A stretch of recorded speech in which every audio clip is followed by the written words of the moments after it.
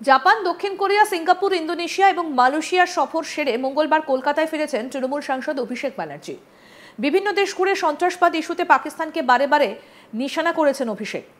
ভারতের অবস্থান বিশ্বের সামনে তুলে ধরেন তিনি। 22 এপ্রিল পেহেলগামে নৃশংস জিহাদি হামলার কড়া সমালোচনা করে অপারেশন সিন্দুরে ভারতের সাফল্য বিশ্বের সামনে তুলে ধরেন বাংলার জনপ্রতিনিধি। তারপরই দেখা গেল তিনি বিদেশ মন্ত্রকের ডাকা বৈঠকে যাবেন না বলে সাফ জানিয়ে দিলেন। আর এই গোটা বিষয়টা হয়েছে একটা ফোনের কারণে। কিন্তু প্রশ্ন উঠতে শুরু করেছে, কার ফোন এলো যে কারণে অভিষেক বিদেশ মন্ত্রকের ডাকা বৈঠকে যেতে না করে দিলেন? মানে এমন কি হয়েছে যে তিনি বৈঠকে যেতে চাইছেন না? সেটা নিয়ে দানা বেঁধেছে রহস্য। সূত্রের খবর, ভারত পাকিস্তান সংঘাতে সংসদের বিশেষ অধিবেশন ডাকা নিয়ে লোকসভার বিরোধী দলনেতা রাহুল গান্ধী তৃণমূলের সেকেন্ড ইন কমান্ড অভিষেক ব্যানার্জিকে ফোন করেছিলেন। তাদের মধ্যে এই বিষয়ে কথা হয়েছে। রাজনৈতিক সূত্রে জানা যায়, সরকারের সর্বদলীয় সংসদীয় প্রতিনিধি দলের সদস্য হিসেবে অভিষেকের বিদেশ সফরের সময় রাহুল গান্ধী বিষয়টা নিয়ে কথা বলেন।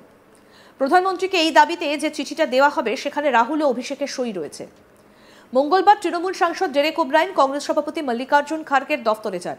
সেখানে তারা দুজনে দেখা করেন, তারপরই চিঠিটা পিএমওর দপ্তরে পাঠিয়ে দেন। এর আগে নয়াদিল্লিতে তৃণমূল এবং কংগ্রেসের মধ্যে এত ঘনিষ্ঠতা দেখা যায়নি। মঙ্গলবার কলকাতা বিমানবন্দরে নেমে সাংবাদিকদের মুখোমুখি হয়ে অভিষেক বলেন, একদিনের ব্যবধানে দল আমায় পাঠিয়েছে। 5টা দেশে আমরা গিয়েছি, কথা হয়েছে, আলোচনা হয়েছে। আগামীকাল বিদেশ মন্ত্রক একটা বৈঠক ডেকেছে। বিদেশমন্ত্রী ডেকেছেন যে গ্রুপ গিয়েছিল তাদের। আমি থাকতে পারবো না। কালীগঞ্জ ভোট রয়েছে, তাছাড়া আমার কিছু কাজ রয়েছে। বিষয়টা আমি বিদেশ মন্ত্রককে জানিয়েছি। আমার যা বক্তব্য তা লিখিত আকারে বিদেশ মন্ত্রকে জানিয়ে দেব। কি বলছেন তৃণমূল সাংসদ অভিষেক ব্যানার্জি, শুনবো। 5টা দেশে আমরা গেছি, বিভিন্ন পর্যায়ে বৈঠক হয়েছে, একটা আগামীকাল একটা বৈঠক ডেকেছে দিল্লিতে। এক্সটার্নাল অ্যাফেয়ার্স মিনিস্টার একটা মিটিং ডেকেছে। যে গ্রুপগুলো গেছিল সেই গ্রুপগুলোর সাথে উনি আলাদা করে বসতে চান। আর আজকে 4 তারিখ হয়ে গেছে, সুতরাং আমি কালকে বৈঠকে উপস্থিত থাকতে পারবো না। আমার পূর্ব নির্ধারিত কিছু বৈঠক এবং কর্মসূচি রয়েছে, যেহেতু আমি অনেকদিন দেশের বাইরে ছিলাম এবং ইতিমধ্যেই বাংলায় ইলেকশন অ্যানাউন্স হয়েছে, কালীগঞ্জে নির্বাচন রয়েছে। আমার কিছু নিজস্ব এলাকার কাজকর্ম রয়েছে, আমি সেগুলো নিয়ে আগামী 2-4 দিন ব্যস্ত থাকবো।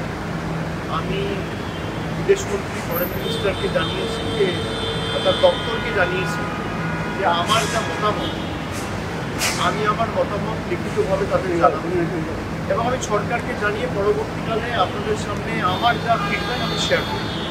আজকে আর বিস্তারিত আমাদের প্রতিনিধি অনির্বাণ কি প্রতিবেদন তুলে ধরেছেন, শুনবো এবার। সর্বদলীয় সাংসদদের বিদেশ ভ্রমণের মধ্যেই এবার অন্য সমীকরণ পশ্চিমবঙ্গ তথা ভারতবর্ষের রাজনীতিতে।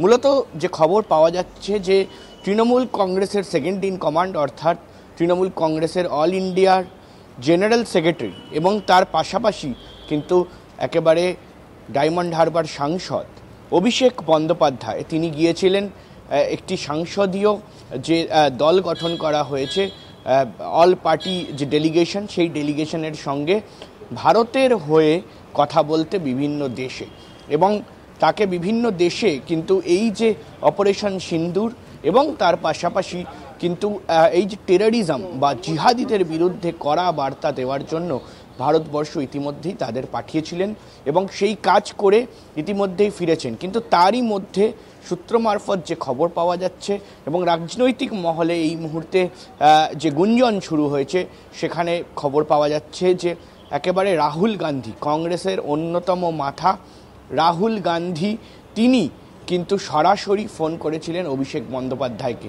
তাহলে কি কোনো নতুন সমীকরণ?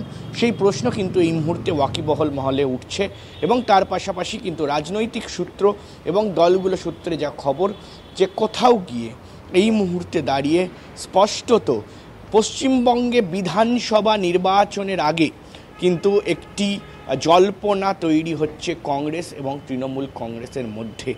ইতিমধ্যেই আমরা দেখেছি যে ইন্ডিয়া জোট যখন হয় সেই সময় কিন্তু স্পষ্টত কোনো রকমভাবে একেবারে ইন্ডিয়া জোট হওয়ার পর থেকে 2024 সালের নির্বাচন যে নির্বাচন, লোকসভা নির্বাচন, সেই নির্বাচনের সময়কালীন থেকেই কিন্তু স্পষ্টত তৃণমূল কংগ্রেস এবং তার পাশাপাশি কিন্তু একেবারে কংগ্রেসের যে সম্পর্ক, সেই সম্পর্ক খুব একটা গভীর ছিল না এবং সেই সম্পর্কের মধ্যে কিন্তু একটা সমস্যা দেখা দেয় এবং এই যে রাহুল গান্ধী হোক বা প্রিয়াঙ্কা গান্ধী হোক বা সোনিয়া গান্ধী হোক বা তার পাশাপাশি মমতা বন্দ্যোপাধ্যায় বা অভিষেক বন্দ্যোপাধ্যায়, তাদের মধ্যে সেই কথোপকথন বা সে ধরনের বোঝাপড়া কিন্তু স্পষ্টভাবে চোখে পড়েনি। 2023 সালে একবার কিন্তু তৃণমূল কংগ্রেসের সঙ্গে বৈঠক করে এবং বিভিন্ন কথাবার্তা হয় এবং তারপর আমরা দেখি যে 2024 সালের নির্বাচনের আগে বেশ কিছু সমঝোতা করার চেষ্টা করা হয়, কিন্তু স্পষ্টত দেখা যায় যে কোনোভাবেই কিন্তু এই দুপক্ষের মধ্যে, এই দুই দলের মধ্যে সেভাবে জোট হচ্ছে না। ফলত স্পষ্টত একেবারে পশ্চিমবঙ্গে সেটা আমরা 2024 সালের নির্বাচনে দেখেছি যে তৃণমূল কংগ্রেস বারবার বলেছে যে ইন্ডিয়া জোট পুরো দেশে থাকলেও কিন্তু পশ্চিমবঙ্গে তৃণমূল কংগ্রেস একাই লড়তে চায়। ফলে এই মুহূর্তে দাঁড়িয়ে আসন্ন বিধানসভা নির্বাচন এবং সেই বিধানসভা 2026 বিধানসভা নির্বাচনের আগে যে স্পষ্টত একটি যে লোকসভায় যে বিশেষ সেশন হতে চলেছে বা সেশনের দাবি তোলা হচ্ছে বিরোধী দলগুলির পক্ষ থেকে, সেই বিষয় নিয়ে কিন্তু রাহুল গান্ধীর সঙ্গে একেবারে অভিষেক বন্দ্যোপাধ্যায়ের ফোনে কথোপকথন হয় এবং তারা দুজন মিলে কিন্তু একটি দাবি তোলার কথা জানান এবং শুধু তাই নয়, বিভিন্ন দলগুলির সঙ্গে কিন্তু ইতিমধ্যে রাহুল গান্ধী কথোপকথন করেছে। ফলে এই মুহূর্তে দাঁড়িয়ে বিরোধী দল হিসাবে প্রধান বিরোধী দল কংগ্রেস এবং ইউপিএ এবং তাদের যে কথোপকথন, সেই কথোপকথন কিন্তু এই মুহূর্তে অভিষেক বন্দ্যোপাধ্যায়ের সঙ্গে যেটা হয়েছে বা তৃণমূল কংগ্রেসের সঙ্গে যেটা হয়েছে সেটা অত্যন্ত প্রাসঙ্গিক এই মুহূর্তে 2026 সালের বিধানসভা নির্বাচনের আগে। তাহলে কি জোট হতে চলেছে? তাহলে কি এই মুহূর্তে দাঁড়িয়ে বাম কংগ্রেস নয়, এই মুহূর্তে ইন্ডিয়া জোট, যে ইন্ডিয়া জোট একেবারে বাঁধা হয়েছিল, সেখানে গিয়ে কি পশ্চিমবঙ্গে তৃণমূল কংগ্রেসের সঙ্গে কংগ্রেসের একটা জোট হবে?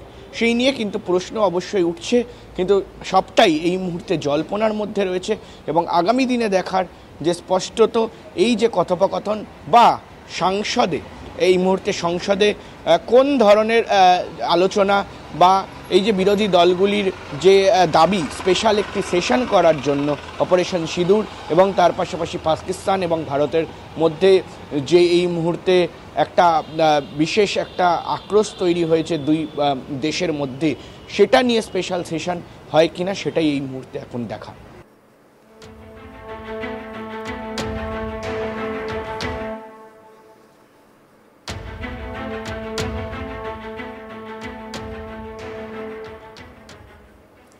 আরও আপডেট পেতে দেখতে থাকুন আজ তাক বাংলা। সাবস্ক্রাইব করুন, নোটিফিকেশন পেতে বেল বাটন অপশন প্রেস করুন, হোয়াটসঅ্যাপেও ফলো করুন আজ তাক বাংলা।